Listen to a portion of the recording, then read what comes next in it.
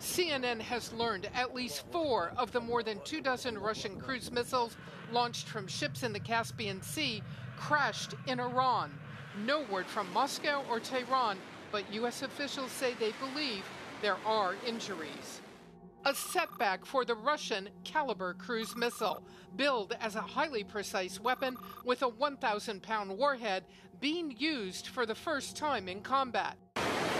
The Pentagon furious that the Russians gave no warning of the missile launches and of other Russian moves.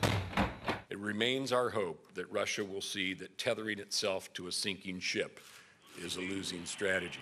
And an ominous prediction from the U.S. Defense Secretary. I also expect that in coming days, the Russians will begin to suffer casualties in Syria. U.S. aerial drones monitoring the border with Turkey now have been shadowed by Russian aircraft on at least 2 occasions, and the Russians have flown into Turkish airspace. Russia claims these videos show their attacks on ISIS.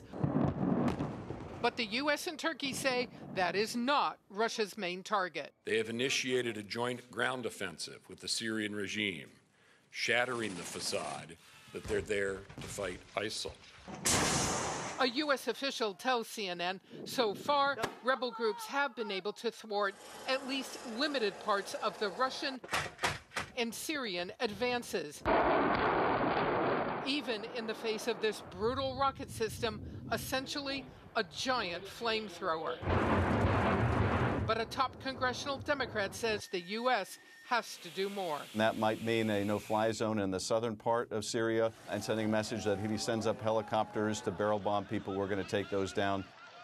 Now, where do we stand tonight? The U.S. insists NATO agrees that the Russians are mainly striking targets of militias and movements that are against Bashar al-Assad, that Russia is not striking ISIS, and at least not in any large amount.